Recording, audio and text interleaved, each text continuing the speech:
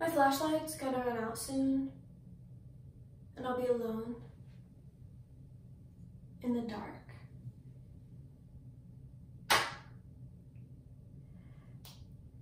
But I wanted to leave a final message in case someone ever found us.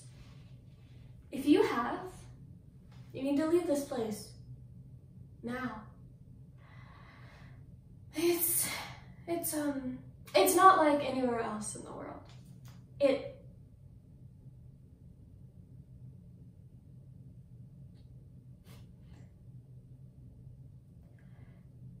We thought it was just any other cave. We went inside to explore. That was it. Neither of us had a bad feeling about it. How could we have known? But something drew us near. Something in the cave drew us near. I can't explain it. It was almost something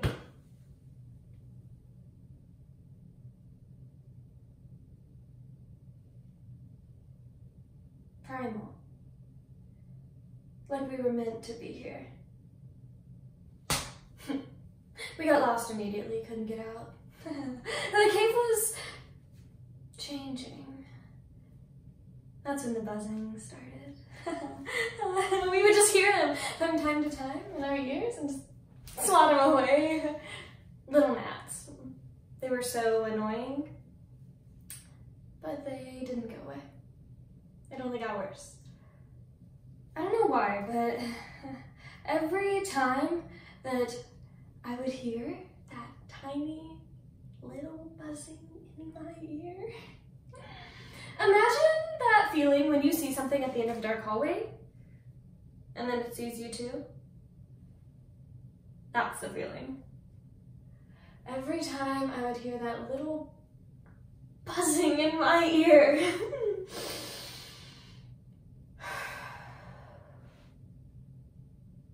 He said I was crazy. He said I was just hearing things, but I was telling the truth. I heard them, he's the crazy one.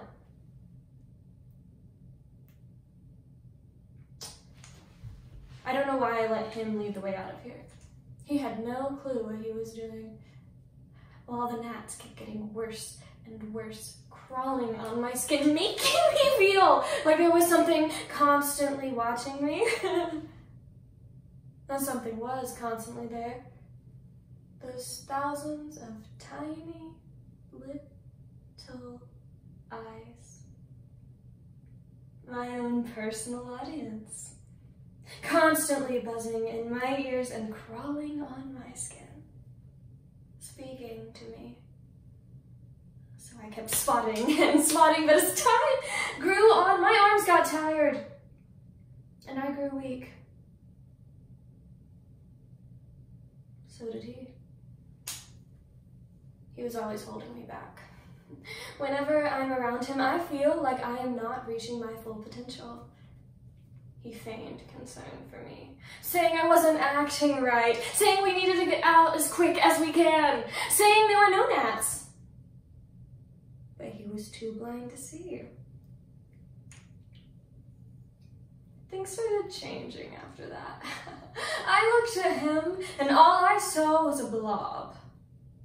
Nothing more. Just constantly letting the worldly pursuits press and shape and mold him. All the while, the gnats were singing praises to me. With the little flaps of their wings, I began to hear notes and songs, music that I had never heard before.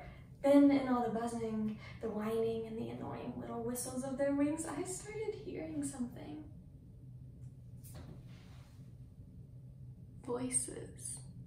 My mother's, my father's, my brother's, voices I had never even heard before, but I recognized them. They started telling me things. Things that I had no awareness of. Things I'd never even dreamt of. My eyes were being opened to the cruel and wonderful reality of those worlds around me. Those gnats were tiny. But when they all came together, I was nothing more to them than a single gnat was to me. I belonged to them. I lived in their world. It was them who I could trust, and I trusted them to tell me the truth. That's when I realized. Every day, every week, every month, with him, was a continuous nightmare. Being around him made my skin crawl. All I had were the gnats. I don't need to worry about him anymore. He's no longer here to hold me back. You know, the truth is, I don't feel lost at all anymore.